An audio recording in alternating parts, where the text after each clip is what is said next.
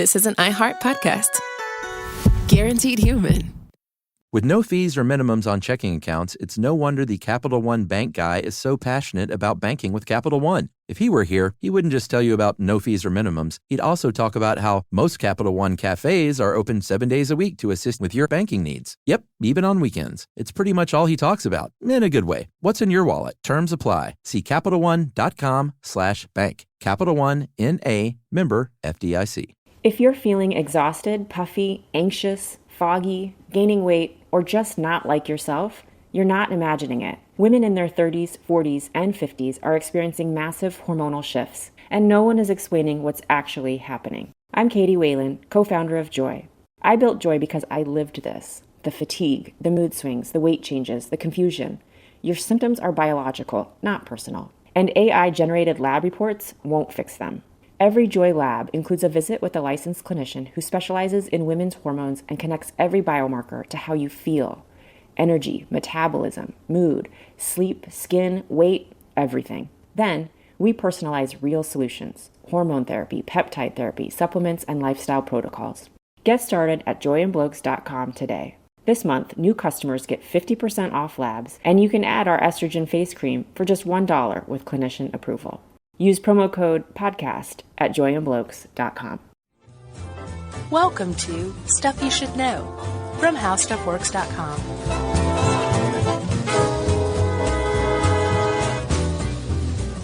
Hey, and welcome to the podcast. I'm Josh Clark. There's Charles W. Chuck Bryant, and this is Stuff You Should Know. Jerry's over there fiddling and futzing around. It's Halloween in June. Right. Remember when we had the horror fiction contest last year? Actually, this may be July. Yeah. I think the deadline for submissions was in July. And it was weird to be in that kind of Halloween mindset while it was hot out. But Yeah, and I'm sure it was weird to ask the authors, or not to ask, but to have them get in that mindset to write something creepy. We definitely didn't command. Yeah. You talked me out of that. Yeah, that was a good contest. Yeah. Also known as the contest that shall never happen again. Well, we also ended up with the one that we're going to read this year, right? I think? Yeah. It's a good one. It is a good one. You guys will have to see in a few months what we're talking about. That's right. So, Chuck, I, myself, have never officially seen a ghost, but I understand you have a ghost story. I do. I've remarked about it, and I've said, I'm going to wait till we do our ghost podcast. Well, here we are, pal. Is this it? Should I go now? Yeah. Okay. I'm not saying this was a ghost. What I'm saying is one night I saw something very, very, very strange that I cannot explain. Okay? Okay. You ready? Yeah. I feel like we should have music or something. Jerry? That could probably be done. Okay. So Athens, Georgia, college, I would say, I don't remember the exact year, but it was probably 1994-ish. Okay. My best friend and I, Brett, had gone out, and we're going back home and driving through 5 Points. You know the area. Yes. So we're coming from, let's say, the direction of campus, and, there's a cut-through if you take a certain road in 5 Points that cuts you over to Alps Road. Okay. And people are going to be like, what is he talking about? I know what you're talking about. I'm talking to you here. And so there's this one area where you go around the road curves 90 degrees, and then about, I'd say 200 feet after that, there's a 4-way stop sign. It's a very neighborhoody area. I think that's like where Ray Goff used to live. Vince Dooley lives over there. Okay. That might be what you're thinking. So we go around this 90 degree curve, and I'm looking, I'm filling with the radio or something, and my buddy Brett starts, kind of joke screaming, like, oh, what is that? But kidding around. Uh-huh. And I look up, and in the middle of the intersection, and I swear, people, I'm not making this up, and I did not hallucinate it. This is God's honest truth. There was what looked like 100-year-old woman wearing a black robe with a purple sash diagonal across her chest.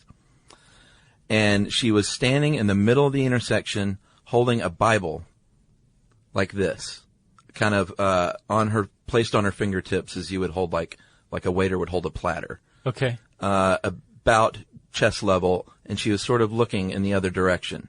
With kind of a vacant look on her face like you have now, or is it just... She was completely vacant, completely still, didn't move an inch, and wasn't like a hazy apparition. I mean, was solid and looked real. Oh, man. Dude, it was so freaky. We pull right up on her to, take that left, and we're both kind of joke screaming, but then as we get closer, we're like, what's going on here? Mm-hmm. But it all happened in 15 seconds. Mm-hmm. So it wasn't a lot of time to register, what is this? We were just sort of kidding around. And we pull right by her and take a left, if this is her. We pull within feet of her, and she's on my side at this point because we're turning right by her. She doesn't blink, doesn't move a muscle. Mm-hmm. And we were going probably 15, 20 miles an hour in this curve. Yeah. He starts he can't drive his stick shift anymore because he's freaking out. The car's jerking and sputtering. He pulls over. Probably 50 feet later, we both turn around out the back window, and there's nothing there. Wow. I'm getting, chill bumps. I know. I can see him. And to this day, I have no idea what the heck it was. And it was either a crazy, crazy old woman. Who is really fast. Which is really creepy and really fast, or the most believable Madame Tussauds wax dummy I've ever seen. It was also really fast. That someone ran and set out there, and we didn't see it, and then ran and took it away. Right.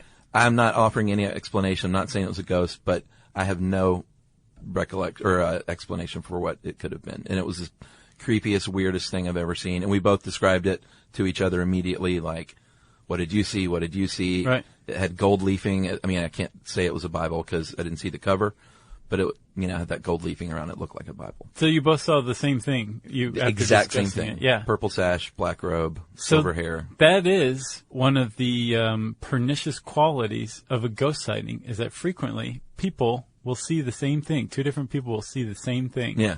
Which lends a tremendous amount of credence to something, because if one person just sees it, well, it's a hallucination. Exactly. You were clearly on something. We were not. But that's what somebody could say. Sure. Both of you saw it. Even if you both were on something, right, that doesn't mean you're going to see the exact same thing. Yeah, and I wasn't like some big ghost guy. I'd never had looked for them or say, I believe in ghosts. It would just, out of nowhere, boom, there it happened. Right, exactly.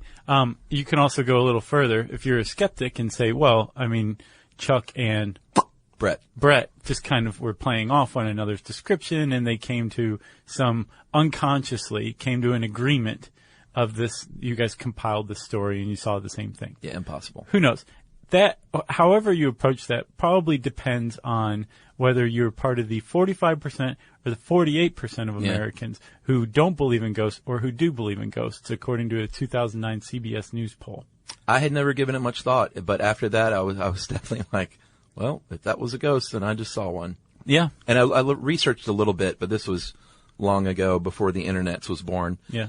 And so I couldn't find anything, and even looked yesterday just to see if I could find out anything, if there was some sightings or some old lady that had been killed there or anything. And nothing? Nah, I couldn't find anything.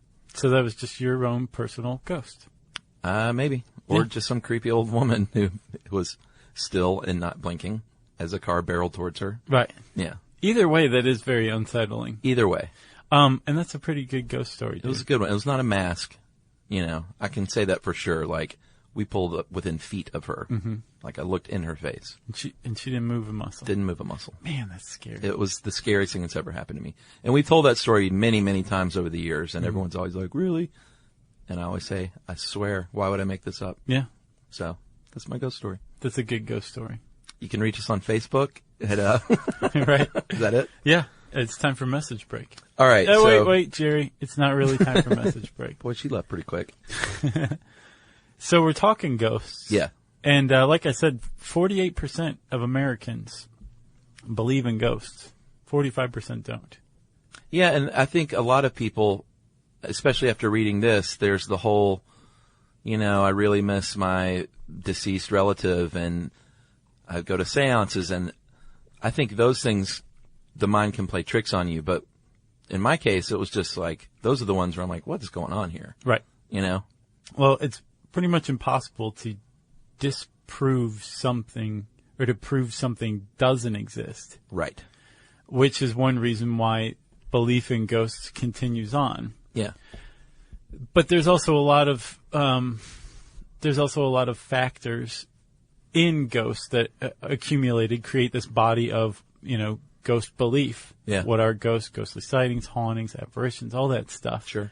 That kind of over time have taken on a life of their own, or I should say, have been around for thousands and thousands of years. Yeah. And have not been dispelled by science. Right. So we're going to kind of approach this from like, here's what people believe ghosts are, and here's some scientific explanations for it. But throughout this, you'll notice that at no point are we ever going to say conclusively science has proven that ghosts don't exist, because it kind of can't. Right. That's not to say that people aren't using the scientific method to study ghosts. Sure. Because some are. And my hat is off to these people most of all. Yeah. So let's talk ghosts, man. All right. Well, I just described my encounter, which, like I said, wasn't hazy or weird. Well, it was weird. It wasn't like a hazy apparition. Right. But many times is an apparition. Sometimes it's lights. It seems to hit every sense. Sometimes it's a smell. Yeah. Like Tracy pointed out in this article, like the smell of deceased relative's favorite meal being cooked in the other room. Right. Stuff like that. Or the smell of the deceased relative. Just smelled something like rotting. But it was just a squirrel in the wall. Right, exactly. Can be a song, can be flickering lights, can be orbs in a picture. We'll talk about that. Or a ghost in a picture, like... There's plenty of those. Hey, you got to Google. It's pretty fun to look at those. Yeah, and there's some that are like, this one's not quite explained to my full satisfaction. Yeah, if you look up famous ghost pictures, there's a handful that have made the rounds over the years that are pretty good. Like the Lady of Brown Hall, I believe. Is that the girl with the fire?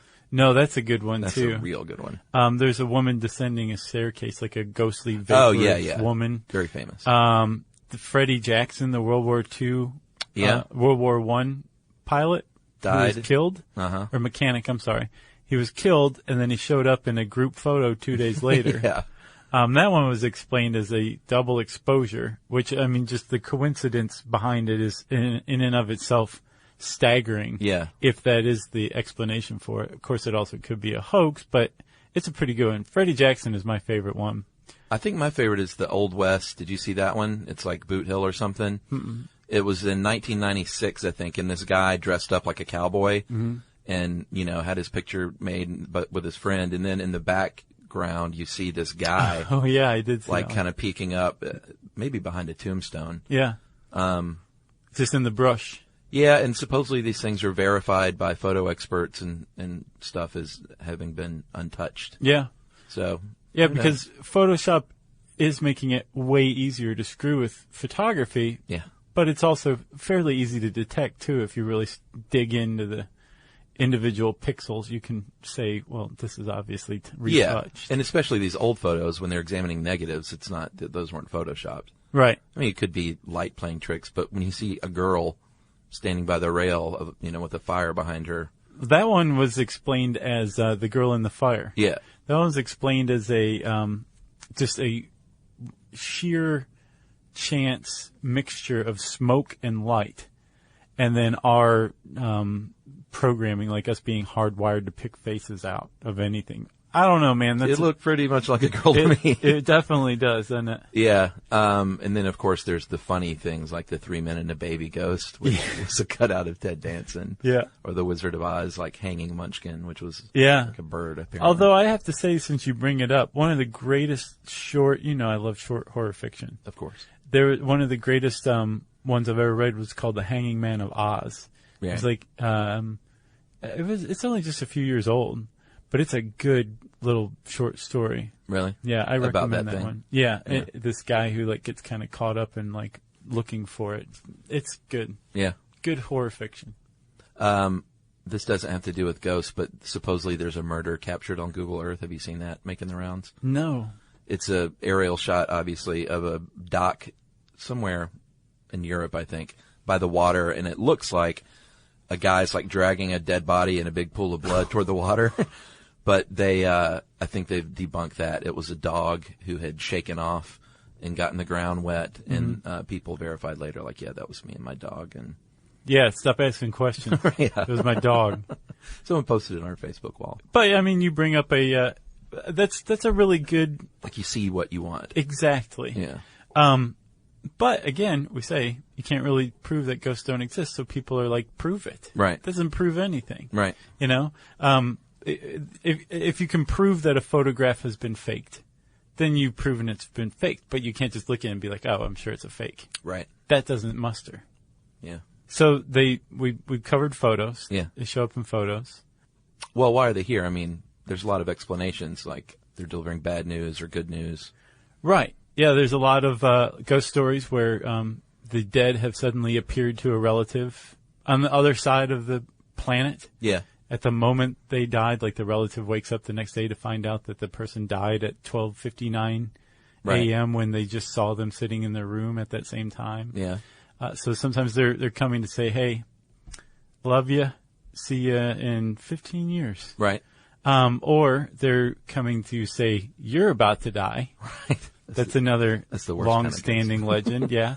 Or they're about to say, like, it's 1999. You should sell your Yahoo stock now. Right. That'd be a good ghost. Right. There's a lot of stuff you can say that people have attributed to ghosts. Right. And why they're here. There's also that horrible experience as their last moments. Yeah, they are at the point where they died too young, or maybe have just gone back to their favorite place in life. Mm-hmm. Earthbound spirits, I think, is what paranormal investigators call those situations. Yeah. Like they're stuck here, or it's like, get off my train Right. type of situation. Right. They're guarding a place, maybe. There's not one but two ghost women at the Hotel del Coronado in San Diego, very famous late 19th century built hotel resort. Oh, yeah. And both of them took their own lives at the hotel when they found out they were pregnant out of wedlock. Oh. Or one was married, but her husband had left her. And so they're in two different rooms still. But that's an example of a ghost being tied to a place. Yeah, and we have an article on the site about haunted hotels. That a lot of hotels in around the world, but especially in places like New Orleans and like old spooky Spanish. I guess the Coronado is probably one of those. There's one in, I believe, Colorado. The Overlook, or the one they use for the Overlook Hotel? No, it's just like a plain old, like regular cool hotel, but it has like a stream running through the lobby. Oh, awesome. Yeah, which is cool in and of itself. Yeah. And I don't remember where I saw this, but it was like on some TV show where it's like a super haunted hotel supposedly. See, like the ghost waiter? Does it? I don't remember. Does he wade through the river? Yeah. He had his pants rolled up and flip-flops. The caviar he brought was awesome. That was the best I could muster right then. I'm sorry. And there are mediums out there who, if you saw the movie Ghost, Whoopi Goldberg, obviously, there's many times hucksters trying to take advantage of people, saying they can contact people, put you in touch with your relatives that have passed. Yeah. But I'm sure there are a lot of mediums who really believe what they're doing is for real, Yeah, and what's kind of ironic is there's this really great article. It's just a little quick editorial, actually, from the Los Angeles Times in 2006. It's called "Is Science Afraid of Ghosts?" Uh-huh. It's written by Deborah Bloom, right? And she basically points out that, like, we used to have psychical research societies, like William James, right, effectively the founder of psychology, like investigated the paranormal as well, and conducted like extensive, real scientific experiments, and along the way debunked a lot of mediums. When was this? Like the 19th century, the Victorian era. Oh, okay. And so part of this investigation into the paranormal was not just.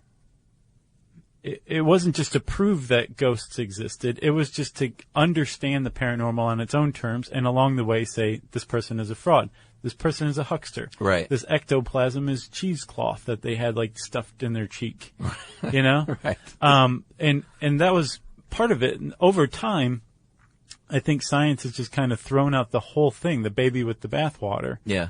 And now it's just up to kind of the more mean-spirited section of the skeptical world to just go after and debunk. There's nobody looking for, there's very few people looking to prove or disprove the existence of ghosts. It's more just like, this photograph was faked. Right. You know what I mean? If you're feeling exhausted, puffy, anxious, foggy, gaining weight, or just not like yourself, You're not imagining it. Women in their 30s, 40s, and 50s are experiencing massive hormonal shifts, and no one is explaining what's actually happening. I'm Katie Whalen, co-founder of Joy. I built Joy because I lived this. The fatigue, the mood swings, the weight changes, the confusion. Your symptoms are biological, not personal. And AI-generated lab reports won't fix them.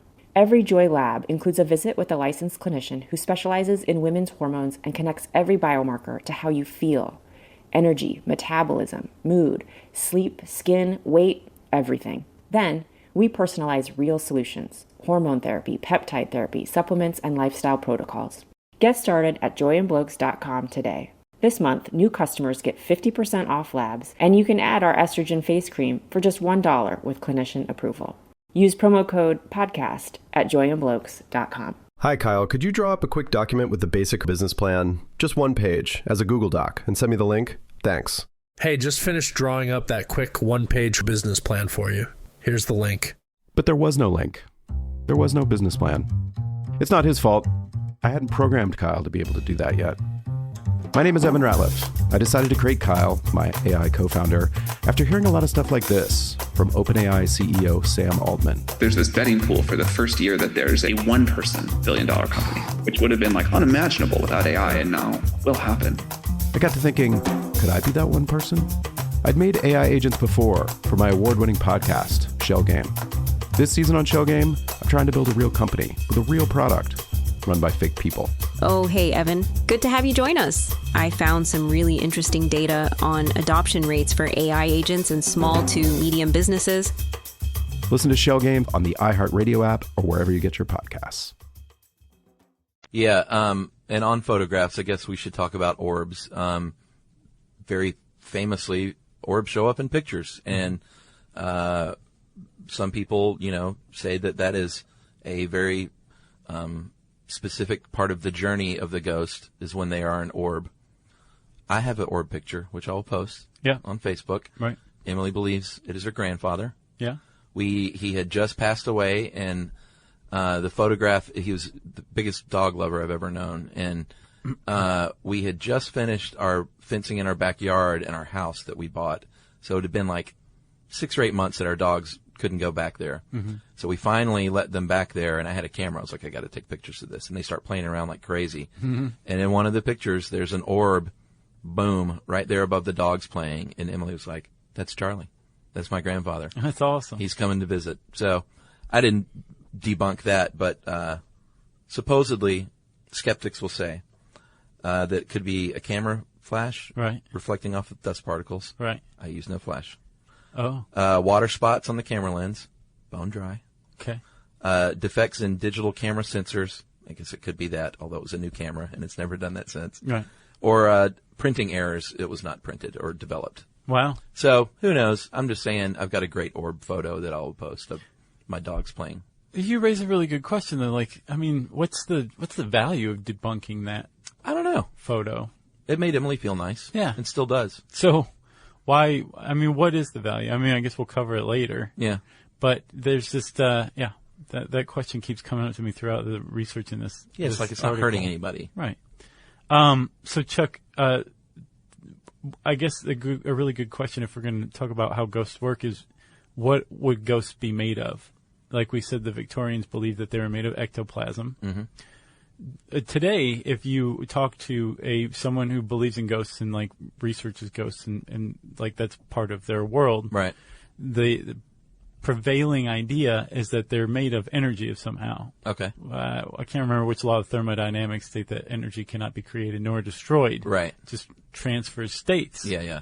That would be a pretty good understanding of what ghosts are if they are real. So a life force that had passed from a live person is now a different kind of energy. Exactly. Sure. Midichlorians.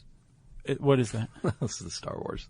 Oh, okay. That was how they explained the Force. Who are the midichlorians? I don't remember. It was very disappointing, though. It sounds really familiar. Was it from the newer three? Yeah. It was how they explained. Basically, they explained what the Force was, and everyone was like, "Oh, why don't you go and do that?" I gotcha. I remember that now. Yeah. Other theories are that if they are some sort of energy, they could also be some form of matter. Right. So maybe they're made of some sort of quantum particles or an arrangement of quantum particles. Right. Which I find kind of an interesting explanation because think about it. Ghosts they're frequently said to be able to travel through solid matter, right? Yeah. Well, if you go down to the quantum level and you start looking at transistors, there's a big problem in early transistor development in that individual electrons can pass right through the wall of a transistor. It's called quantum tunneling. Right. And they had to figure out how to use crystals to kind of block electrons in to make them flow the way you wanted rather than just be like, oh, I'm over here now. Huh. So some people say, well, maybe these are some sort of quantum particles or an arrangement of quantum particles that we're able to perceive somehow. Right. And then the question I would have is there a consistent explanation on why some people might become a ghost and some others not? And the answer is no. Or are they everywhere and some you just have a stronger energy force or something? Who knows? Yeah, because, I mean, if people tend to perceive ghosts more than others, yeah, and that typically from studies has been shown to be people who believe in ghosts, right, tend to see them more often or report hauntings. Why wouldn't they see them all the time? Yeah. Like, why wouldn't... So, yeah, that would indicate that there is something about an individual person that would make them become a ghost. So many questions. Well, the whole unfinished business, like, died too young thing, I can wrap my head around that. Like an energy force that was so strong that is now gone. Sure. Still could be around. I'm trying to decide what part I'd lie in. Do I believe in ghosts? I think so. Okay. So there's a dude named Richard Wiseman of University of Hertfordshire. Yeah. And he's done a lot of research in GB, Great Britain. And he has found some pretty consistent results that people have generally reported the same things in the same places, even if they didn't know there was any ghost activity there, even if they did or didn't believe. Actually, if they did believe, they were more, like you said, more apt to see a ghost. Right. But he's had consistent results of specific places. Yeah, I mean, like he applied the scientific method to researching ghosts, and he documented what areas in a reportedly haunted place sightings were most frequently reported. And yeah. Basically found that like you could map out areas where sightings were. Right. Okay, so that's step one. And then step two, we had people who had encountered ghosts describe their experiences, and he kind of compiled the data. Right. Then he went back to see what other commonalities there were for an area. Yeah, like physical conditions there. Yes. Like how cold is it? Is it humid? Let me measure the light. Let me measure the magnetic field. Right. But what he found, though, interestingly, was that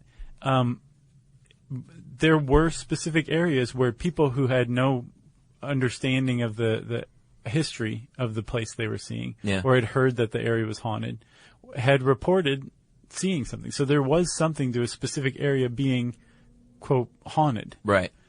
And people who didn't necessarily believe in ghosts or didn't know that the place was supposed to be haunted had reported not only that they'd seen a sighting or something in this building, but in the specific area of this building. So yeah. What does that mean?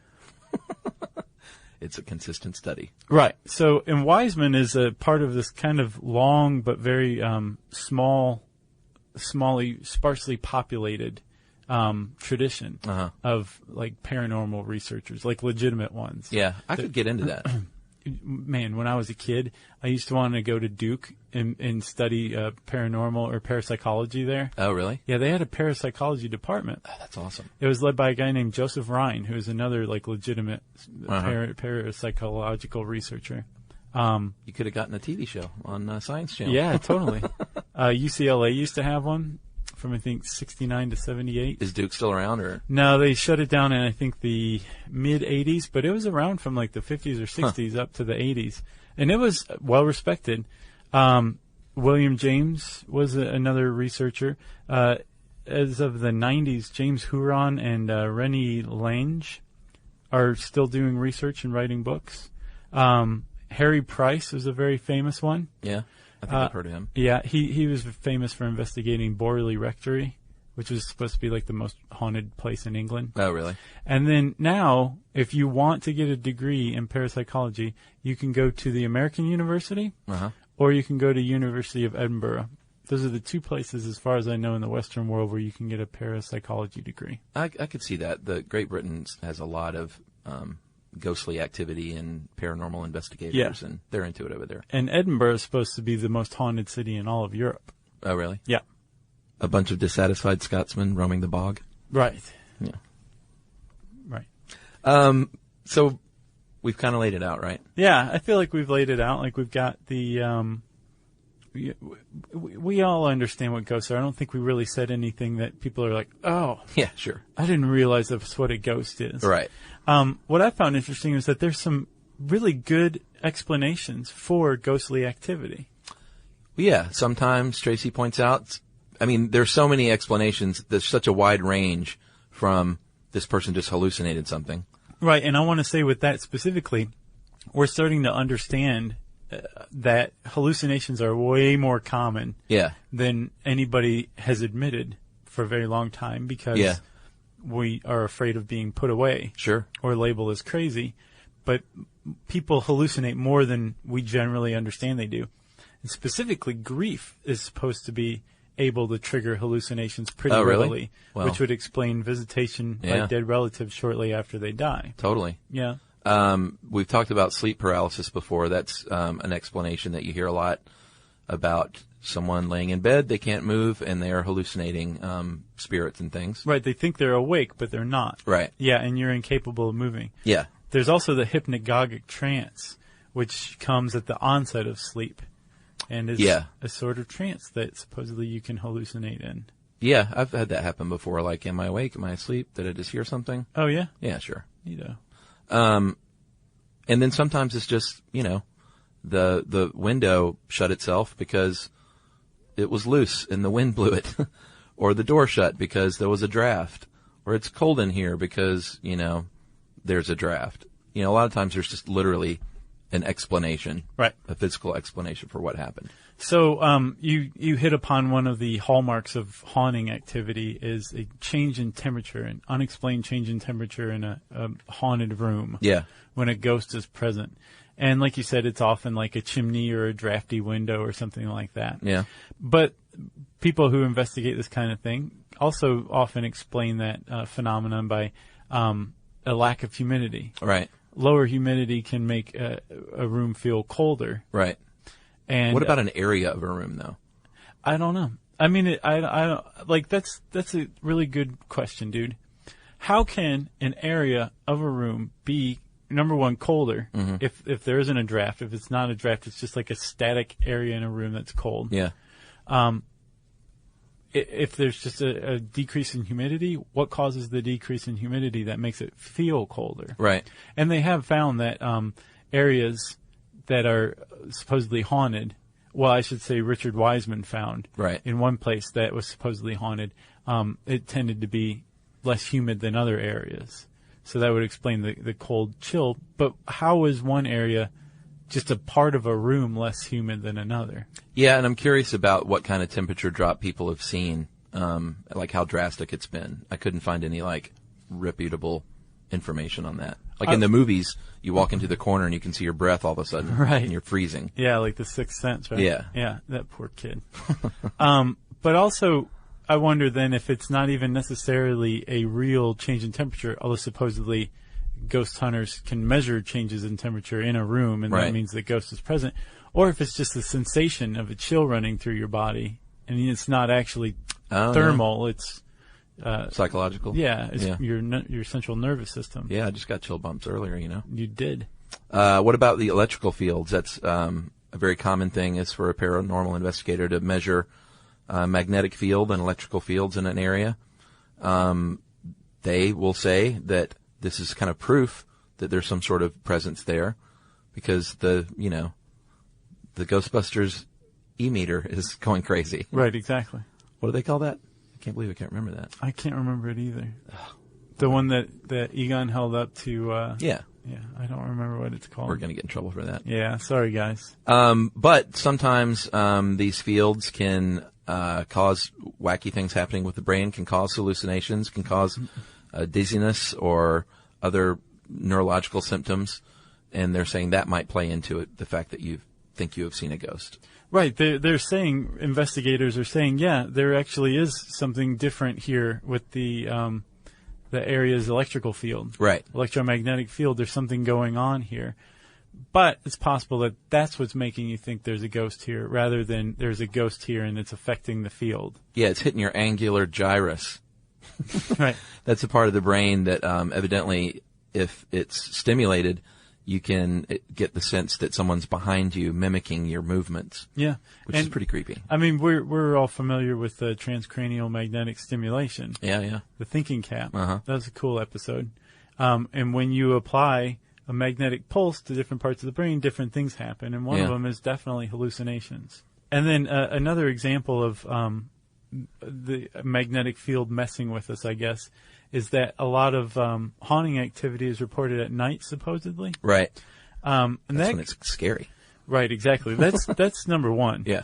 But number two, the magnetosphere, the part of the Earth's atmosphere that protects us from the charged ions of solar wind. Right. The way that the Earth is arranged to the sun, the part that's in darkness has a larger part of the magnetosphere surrounding it. Okay. More warped toward that, you see? So that might explain it then. Right. So looks like a spider. It does. But there's a lot more magnetic field activity going on in the darker side of Earth, so at night. That one could be a stretch. Yeah, I think my favorite explanation that I had not heard about is infrasound. I think that's pretty cool. This, to me, is it. Yeah, it's low frequency sound waves that you cannot hear, with your naked ear. You won't notice it. But it can cause your eyes to vibrate. It can cause you to see things. Yep. It can cause a sense of dread. Yeah. And Cracked, actually, one of our favorite websites, did a test at a concert, didn't they? Well, they reported on it. Oh, okay. They don't do tests. That's right. Right. They report on tests. Yeah. But yeah, there's a great Cracked article on it. And they're talking about in the 50s a guy named Vladimir Gavreau, robotics engineer, noticed that like one of his lab assistants was bleeding from an ear. That's not good. And traced it to this infrasound. I think it's like 7 to 19 hertz. And you can't hear it. Like you don't realize you're hearing sound, but you're reacting to it. And like you said, it causes all sorts of like weird psychological effects, like a sense of dread, a sense that there's somebody else near you. All the classic telltale signs of hauntings. Yeah. So much so that they've traced literal like hauntings back to infrasound. Yeah, The Ghost in the Machine is an article by Vic Tandy and Tony Lawrence that the same thing was going on there, and they traced it back to a fan, and then they modified the fan's housing, the sound went away, and the supposed haunting went away. Right, exactly. I mean, isn't that weird, though? Like, surely you've been in a room before that you've just had to turn around and run out of because you just knew that there was somebody else in there with you? Yeah. You have? I have plenty of times. Sort of. But I think it's like I've been in like Savannah near, on the ghost tour. Yeah. Like I'm highly suggestible. I got what you. I'm saying. But isn't it strange to think that a sound that you can't hear, it was responsible for producing that? That like our brains are that malleable that like just a sound we can't even hear, but the vibrations we can still sense somehow are having an effect on our brain and scaring us and making us turn around and run out of room. Yeah, and potentially twitching your eye and causing hallucinations. Right. So this sound has been shown. NASA showed that that an infrasound at that frequency can make your eye vibrate imperceptibly. Yeah. But then something close to your vision, like say the rim of your glasses or something, your brain confuses and thinks that that's moving. So it looks like there's a little dark figure moving out of the corner of your eye. Right. Infrasound can actually cause visual and not auditory hallucinations. Psychological. Yeah, psychological effects and visual hallucinations. So, and the creation of a sense of dread. Yeah. That's spooky. Yeah. So, I want to get an infrasound machine and just like play it around the office. Yeah. There may already be one here. Well, I don't even think we said what the guy did though at the concert, did we? No. He played. Did he play it under the concert? Yeah. And people were freaking out? Yeah, I think like a quarter of the people at the concert reported feeling like, horrible dread and like some nausea. Yeah, maybe it's because it dizziness. was a Dr. John show. That's the first awful thing I could think of. Dr. John's great. I know. I knew you were going to say that. He really is. I mean, like, you should see that guy play two pianos at once. Yeah. Yeah, he's a legend. What am I talking about? You're thinking of maybe Dr. Hook in the medicine show? Yeah, maybe. No, Dr. Demento. I was trying to think of the worst band I could think of, and that's the first thing that came to my mind. That's who you thought of? I know. Nickelback is out there? Yeah, it was a Nickelback show. There Perfect. you go. We can fix this in editing. Okay. So what else? I think the last thing Tracy has here is that the National Science Board has actually come out and said that if you believe in paranormal, it can be dangerous because that means you have reduced critical thinking skills and you can't make great day-to-day decisions. Right. That's kind of mean. That irked me because on the other end of the spectrum, you can definitely make the case that just poo-pooing out of hand as non-existent anything that science can't explain. Yeah. It shows a distinct lack of critical thinking and, even more dangerously, a lack of imagination.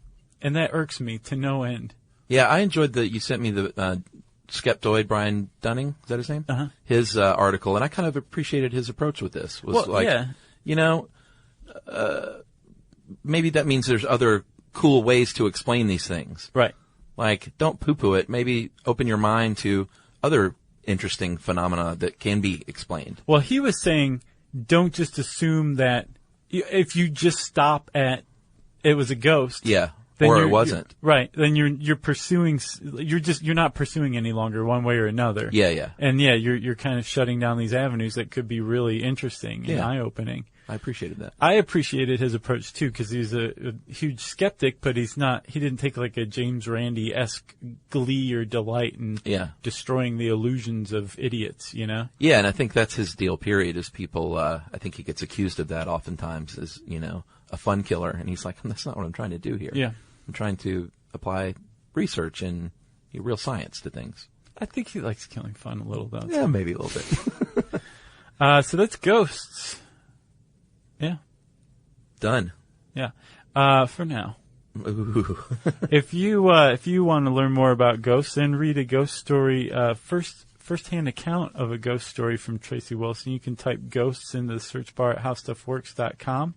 It will bring up this article, and I said How Stuff Works, so it's time for a message break, I'll bet. Stuff you should know. Hi, Kyle. Could you draw up a quick document with the basic business plan, just one page, as a Google Doc, and send me the link? Thanks. Hey, just finished drawing up that quick one-page business plan for you. Here's the link. But there was no link. There was no business plan. It's not his fault. I hadn't programmed Kyle to be able to do that yet. My name is Evan Ratliff. I decided to create Kyle, my AI co-founder, after hearing a lot of stuff like this from OpenAI CEO Sam Altman. There's this betting pool for the first year that there's a one-person billion-dollar company, which would have been like unimaginable without AI, and now will happen. I got to thinking, could I be that one person? I'd made AI agents before for my award-winning podcast, Shell Game. This season on Shell Game, I'm trying to build a real company with a real product run by fake people. Oh, hey, Evan. Good to have you join us. I found some really interesting data on adoption rates for AI agents in small to medium businesses. Listen to Shell Game on the iHeartRadio app or wherever you get your podcasts. Hi, I'm Danny Shapiro, host of the hit podcast Family Secrets. We were in the car, like a Rolling Stone came on, and he said, there's a line in there about your mother. And I said, what? What I would do if I didn't feel like I was being accepted is choose an identity that other people can't have. I knew something had happened to me in the middle of the night, but I couldn't hold on to what had happened. These are just a few of the moving and important stories I'll be holding space for on my upcoming 13th season of Family Secrets. Whether you've been on this journey with me from season 1 or just joining the Family Secrets family, we're so happy to have you with us. I'll dive deep into the incredible power of secrets, the ones that shape our identities, test our relationships, and ultimately reveal who we truly are. Listen to Family Secrets on the iHeartRadio app, Apple Podcasts, or wherever you get your podcasts. Now listener mail? Now listener mail. All right. Yeah, this is from a teacher. We always like reading these. Chuck, Josh, and Jerry have been listening for over a year now and was never more grateful than about a month ago. I wound up driving 3 preteen boys to Space Academy in Huntsville, Alabama. Awesome. Remember Space Camp? Yeah. Great movie.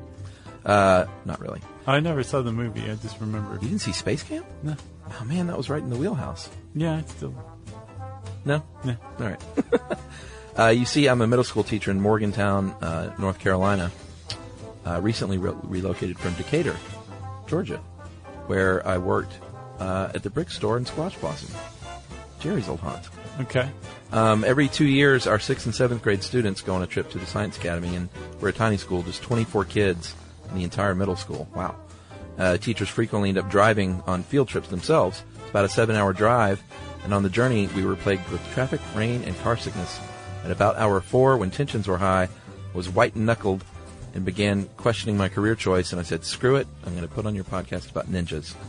They were mesmerized. Ninja. During the rest of our trip, we learned about sword swallowing, Bigfoot, and surfing, just to name a few. Mm-hmm. So thank you for saving us in our time of need, more pointedly creating a podcast that appeals to all ages. As a show of my thanks, I'd like to teach you a tried-and-true car game that, like your podcast, only requires that a person be young at heart. It's called Pass Around the Ether Rag. As you drive down the road, take note of all the car models you pass. In front of the model name, insert any potty word of your choice. With middle school boys, and most likely you two as well, toilet, puke, and poop work marvelously. So we ended up with a few gems like the Toilet Avalanche, the Puke Avenger, and the Poop Fusion. So many thanks and congratulations on all your success. That is Sierra Benton. Thanks a lot, Sierra Benton. That's a great email. I'm glad we could help you out, keep you sane. The Poop Fusion, that's a pretty solid band name. Yeah. Yeah. Yeah. Yeah, we get a lot of email about how, like, we keep people sane during their everyday lives. So yeah, I'm glad we're helping. If you have a story about how we kept you sane, we'd like to hear those, obviously. We want you to tweet to us, seriously, SYSK Podcast. We want you to hang out with us on Facebook because it's fun over there. Mm-hmm. That's facebook.com/stuffyoushouldknow. You can send us an email to stuffpodcast@discovery.com, and you can join us on the greatest website ever, stuffyoushouldknow.com.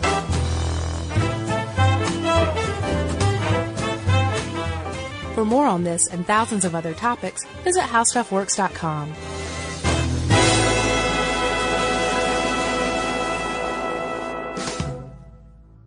JackThreads has quickly become the online shopping destination for guys. Here's why. Everything on the site is up to 80% off.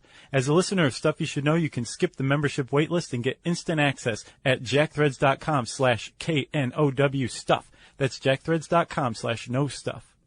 Hi, Kyle. Could you draw up a quick document with the basic business plan? Just one page, as a Google Doc, and send me the link? Thanks. Hey, just finished drawing up that quick one-page business plan for you. Here's the link. But there was no link. There was no business plan. I hadn't programmed Kyle to be able to do that yet. I'm Evan Ratliff, here with a story of entrepreneurship in the AI age. Listen as I attempt to build a real startup run by fake people. Check out the second season of my podcast, Shell Game, on the iHeartRadio app or wherever you get your podcasts. Whether it is getting swatted or just hateful messages online, there is a lot of harm in even just reading the comments. That's cybersecurity expert Camille Stewart-Gloucester on the Therapy for Black Girls podcast. Every season is a chance to grow, and the Therapy for Black Girls podcast is here to walk with you. I'm Dr. Joy Harden-Bradford, and each week we dive into real conversations that help you move with more clarity and confidence. This episode, we're breaking down what really happens to your information online and how to protect yourself with intention. Listen to Therapy for Black Girls on the iHeartRadio app, Apple Podcasts, or wherever you get your podcasts. This is an iHeart podcast. Guaranteed human.